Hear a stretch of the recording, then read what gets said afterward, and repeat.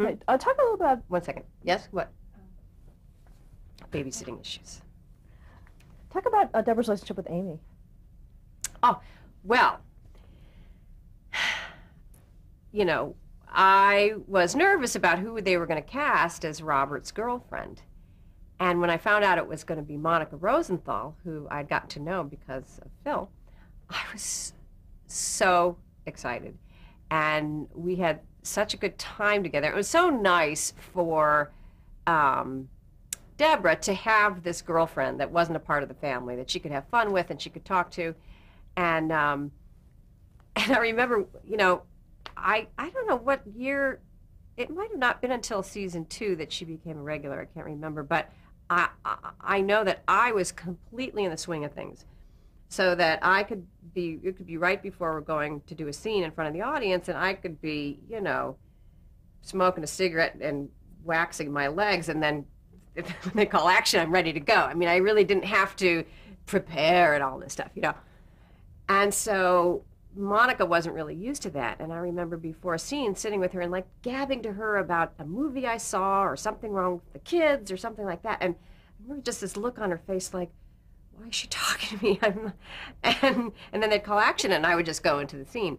And she told me later, she's like, you know, I have to work. I have to, like, I need to focus before we do a scene.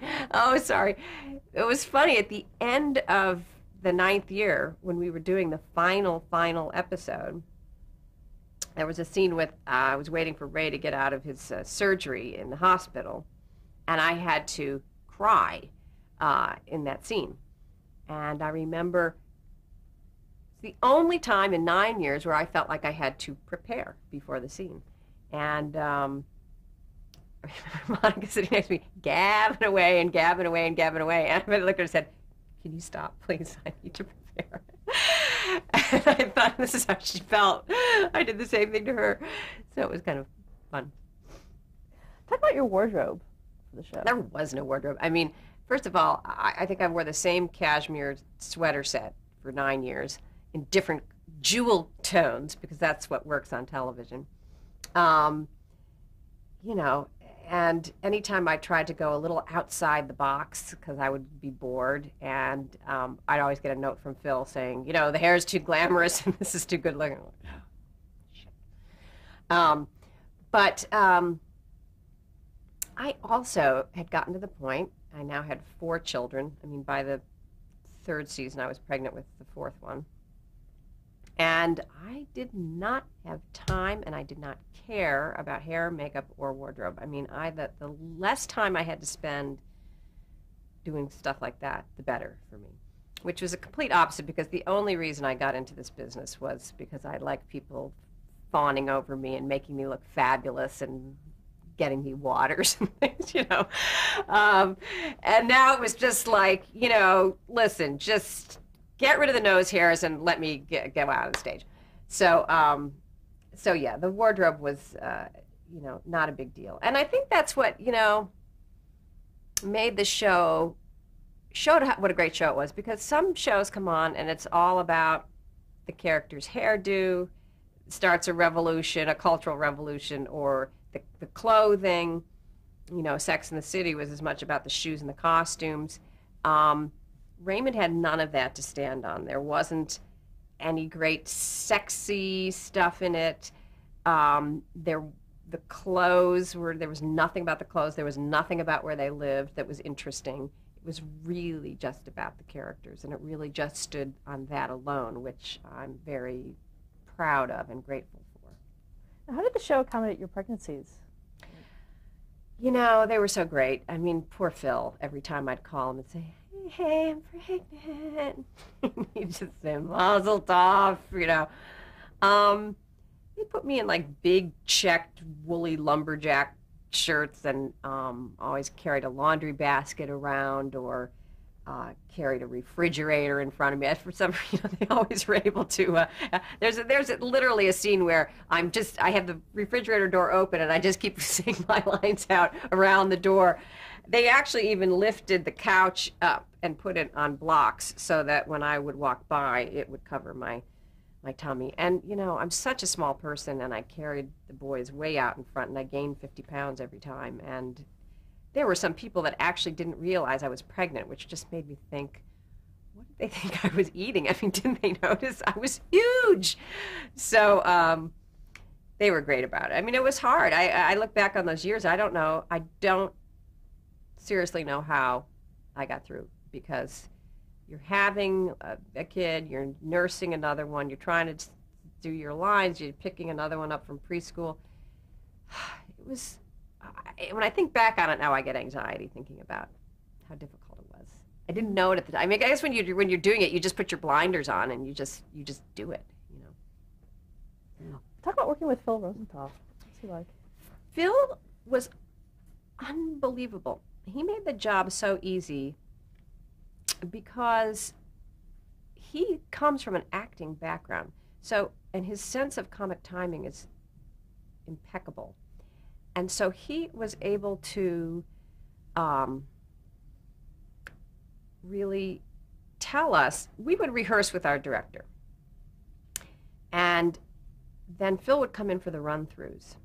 And he would literally give you notes like, okay, you need to pause 2 seconds longer after that line, and then slowly turn your head and take one more pause, and then say your next line. But make sure you're 2 steps over here when you do. I mean, it was so specific. It was a relief for me, because once I left the studio, I had no time to work on the script. So it was all done there. And I would just say, sometimes I'd just say, how do you, this isn't working. Where should I move? How should I say it? Do I go up on this word or down on this word? And he knew it, and he would just give it to you. And, you know, he had this wonderful staff of writers, but he really shaped this show, and was a wonderful writer himself, obviously, and then was able to shape everybody else's scripts. And it comes from his years and years of watching a lot of television. Plus, that's just his gift. He's a very funny guy. And he's a very funny storyteller himself when you talk to him. So he made it so easy. I just felt completely secure in what I was doing. Because if I didn't know, if I had a question, I knew it would be taken care of. And I knew he would always cut the best shots. You know, he'd cut it together. Did you think he fully understood the Deborah character? Yes, he did. And Monica, in her own right, is one of the funniest people, and she's very thoughtful, and they both get psychology really well, and they understand each other's psychology, and that was in the scripts a lot. And a lot of those scripts were verbatim conversations that Phil and Monica had. And that's why they were so good, because any couple would have those conversations. And the scripts were easy to memorize because it all flowed so beautifully, because it all made sense emotionally. Did you have a lot of interaction with the writers? Not as far as making any suggestions or anything like that. I made out with a couple of them a lot, but just kidding. No interaction. No, not really. The writers' room did their thing and gave it to us, and we did what the writers gave to us. Do you think there were any Deborah experts in the room? They were all married to a Deborah. Every one of them was married to Deborah. You know, we had one, Mike Royce wrote a famous script where Ray tapes over our wedding video with a football game. And that's what Mike Royce did when he was trying to get a job on Raymond. He took a tape and popped it in so he could record a couple episodes of Raymond, and it was the wedding video.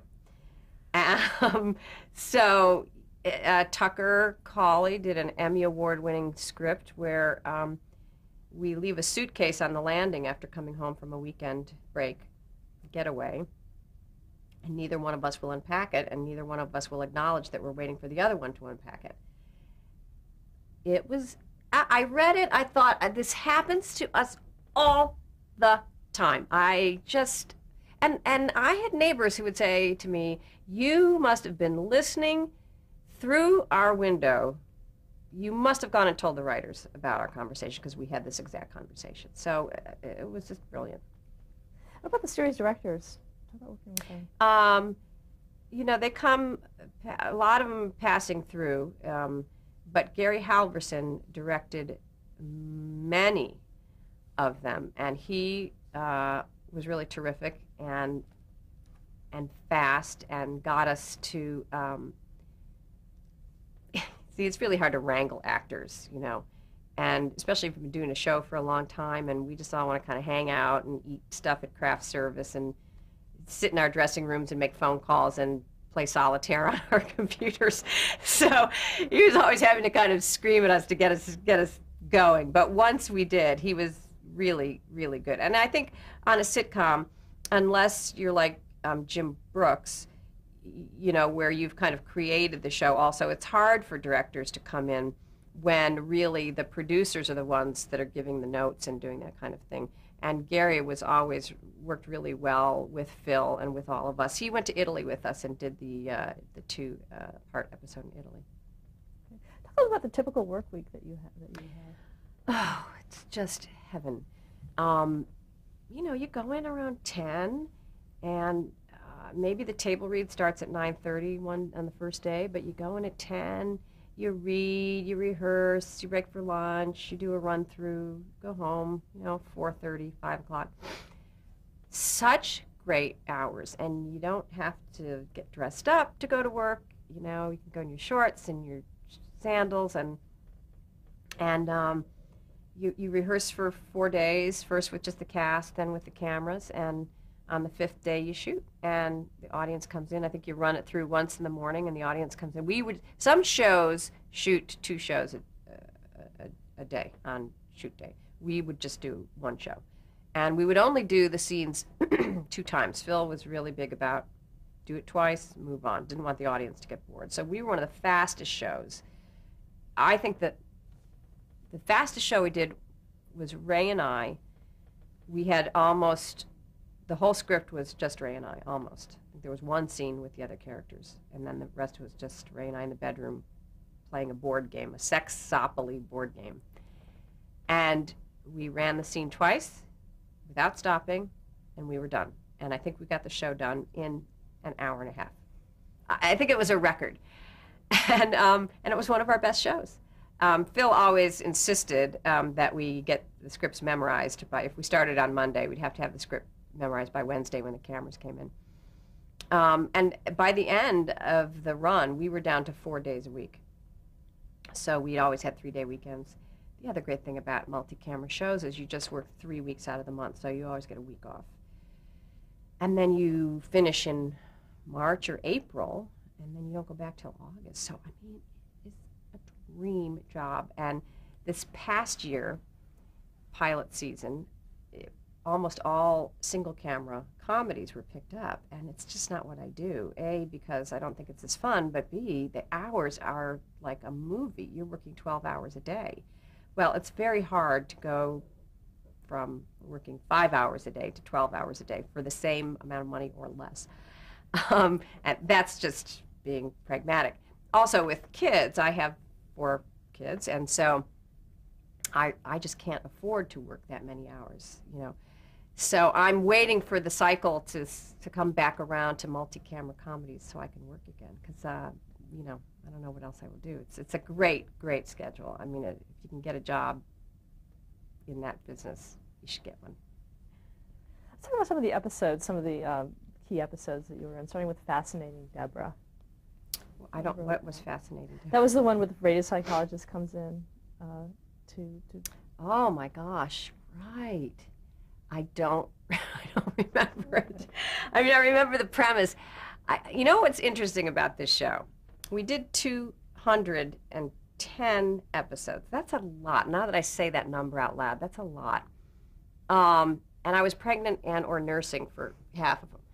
So I'll tell you the ones that really stick in my mind. Most of them are not really with Deborah, although there's a really funny one where Deborah pretends to have gotten breast implants, which was just hilarious to watch Ray's face when we first rehearsed me taking off my robe and showing him my fake breasts.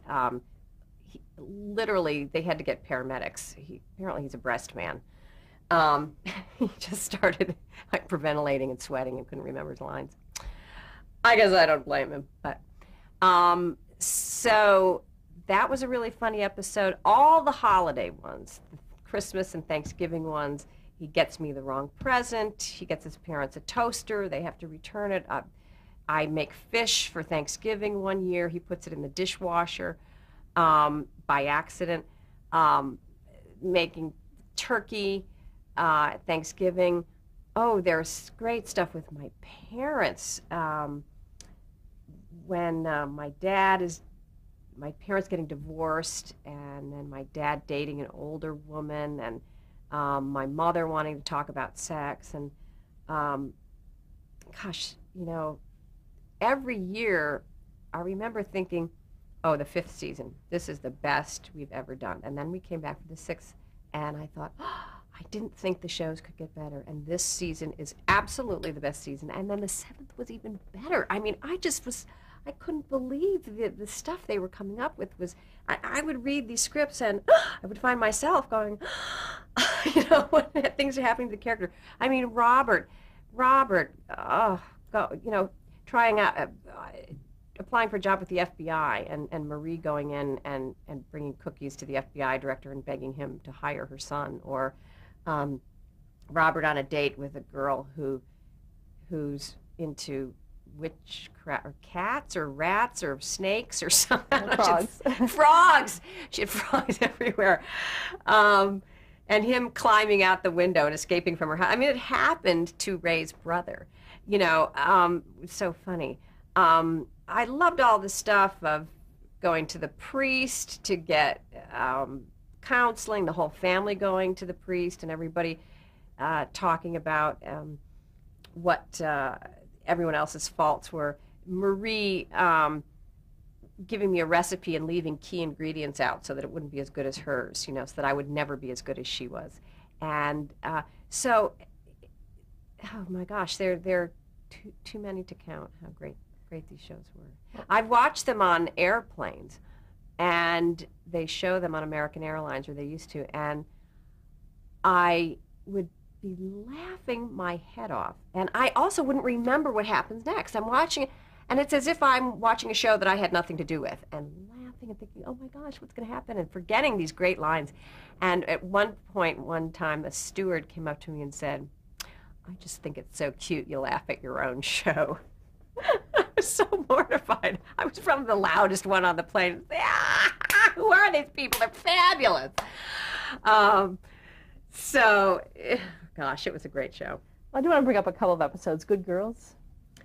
Good Girls. Oh, that's so great. Good Girls was about, I guess, Marie finding out, or that Ray and I had slept together before we got married, and then she loves Amy because Amy's a virgin. And then we find out that actually not only did Frank and Marie sleep together before they got married, but they got married because she got pregnant with Robert, so that Robert was actually a bastard, which is just, Brad Garrett was so great. His face, just learning that, the one more thing, they were merciless in throwing these horrible humiliations on Robert, which were just hilarious and painful and touching all at the same time. And an episode that was a real tour de force for you, Bad Moon Rising. Oh, I won an Emmy for Bad Moon Rising, about PMS. And I remember when I watched the first time they aired it, I was in New York City with a couple friends who were married and known them for a long time. We sat and watched it. I was laughing my head off. And really, my friend Dana was sitting there and really kind of stone cold. And I kept kind of looking over thinking, why aren't they laughing? Well, apparently it was just, they must have just had this fight because it was too close to home. And I noticed she kept kind of looking over at her husband. And, I just thought, oh, this show is too good because it's really upsetting people. It was so much fun to do, and it's absolutely spot on as far as, I've had to say to my own husband, I think I'm ovulating. I'm going to be really cranky this week. That show just hit the nail on the head, and that also was verbatim Phil and Monica's conversations with each other, Bad Moon Rising. The Canister? Oh, I loved the canister because it was sort of like almost a film noir kind of thing where we had to, we kept trying to get Marie loaned me her canister. Had been in her family forever. And she came over to get it back and I said, I gave it to you. And she said, no, dear, you didn't give it back to me. And I had insisted that I'd given it back to her and was insulted that she didn't believe me. And she apologized to me for not believing me. And she left. And 2 minutes later, one of the kids comes down the stairs with the canister. And Deborah is too prideful to apologize. And so we have to get rid of it. And it just keeps, it's like a horror movie. The canister just keeps popping up every time we try to get rid of it. And we try to sneak it back into Marie and Frank's house under Ray's coat. And, actually, Frank comes to my rescue. I'm just about to be exposed, and Frank takes the blow and says that he had it the whole time to protect me. And it's one of my favorite moments that Frank, sort of a very tender moment between Frank and Deborah, that he would kind of take the hit for me. The home. The home. I loved this. This is one of our later episodes where Frank and Marie I think they have such a good time at this retirement place that they visit their friends at that they decide that that's what they'll do. And, this is our dream come true for Deborah, and for Deborah especially, but for Deborah and Ray, that they are no longer going to be living across the street from their in-laws. And, of course, we're so excited that they're going there. What was interesting, I think it's a two-parter, because part of us, we were really excited they were leaving, and then when we have a going-away party for them and they leave, we all feel sort of this emptiness. And it's that kind of thing where even if something is really painful, when you get used to it, you miss it when it's gone. It's a very weird phenomenon. So that was a really interesting aspect of it that I liked. But what was really funny was that, and I thought, how are they going to get out of this? It was the beginning of the last season? I can't remember. But I thought, how are we going to do the rest of the show with Frank and Marie living in this retirement community? And, of course, they get kicked out of the retirement home the next week. And that's just one of the funniest episodes ever, where I'm begging the home to keep them. First I'm trying to defend them, and then I just get down on my knees crying and sobbing, saying, please don't send them back. It was really funny. There's a really great physical bit there, too, where Ray's trying to get you lift you onto the refrigerator. Oh, yes. That was so much fun. I actually was in pain for quite a few weeks after. We're all jumping up and down, so excited that Frank and Marie are moving to them. We're trying not to show it. We don't want to let them know. We're just rejoicing. And we're all in the kitchen, like, quietly jumping up and down. We're so excited. And, Robert's so big, and he lifts Amy up on top of the refrigerator. And that's all funny. And then we start jumping up and down again about something else and rejoicing. And Ray tries to lift me up, and of course he can't. And he just slams me onto the refrigerator. I do kind of a wall splat on the refrigerator. It was so funny every single time that we did it. It's one of my favorite moments in the show. In the 9 years, I think. Talk about the finale. First of all, how did you know that the show was going to be ending? Well, gosh, we knew we were only doing 16 for the final year. And it was very emotional for everyone. Pretty much felt like it was time to wrap it up.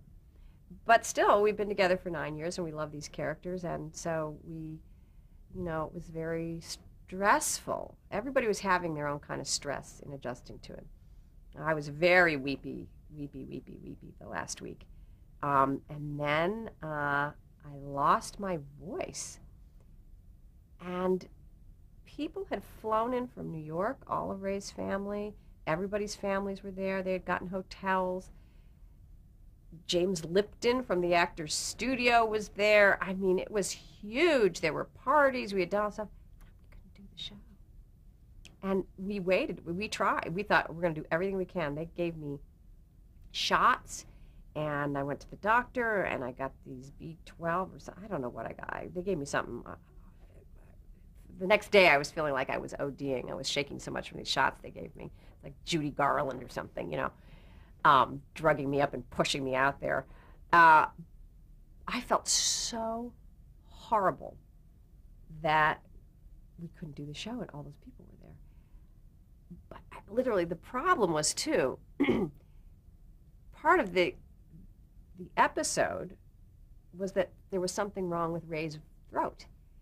So if there was anything wrong with my throat, it would just been weird. So you absolutely could not have there be anything wrong with anybody else's throat on the show because it was about Ray's throat. So we really couldn't do it, and I felt horrible. And they just had a little party, and everybody went home. I think Ray and some other people went out and did some stand-up for a while, and then they came out and they said, we can't do the show. So it turned out to be the best thing because we did it the following week, and it was quiet, and there weren't a lot of people there, and there wasn't all the hoo-ha, hoo-ha. We went in, we rehearsed very lightly a couple times that week, because we had been prepped to do it, so we kind of knew the show. And it became more of just about our group, like the way we started. And it felt really right, and I feel like it was meant to be. And it was very moving, and instead of having a big blowout party, we had a little party on the set, and Ray got up and talked, and Phil got up and talked, and we sat in the bleachers where the audience usually sits, and everybody cried, and everybody laughed, and had a totally wonderful experience. What was your opinion of the resolution of the show? I loved it. First of all, I loved that they chose to only do half an hour. Most final episodes, they do an hour, they stretch it out, and it becomes something that the show never was. And it takes it completely out of what it normally would be. So I think they have a lot of integrity to do just the half an hour. And then, but to be able to make such a moving episode and still have it retain its Raymondness. So, there's a dramatic moment when we think Ray has died. And when the audience thinks he's died, I mean, I'm sure the audience was sitting there thinking, oh no, they're not going to kill him in the final episode. And then, of course, he comes back, and we all have to talk about what we felt like when we thought he was gone. And it was so sweet and still very funny. And what was brilliant about it, there's a part where Marie finds out, we kept it from her, that we lost him for a nanosecond. And she finds out through Frank. And the minute she finds out, she's in bed, and she gets out of bed. She runs over to our house and runs up into our bedroom, and Ray and I are laying there, and she leaps into bed to lay next to Ray. And Deborah has the line, something to the effect of, I knew this would happen one day. And it was just to have, because that's always been this weird psychosexual tension between Marie and Ray.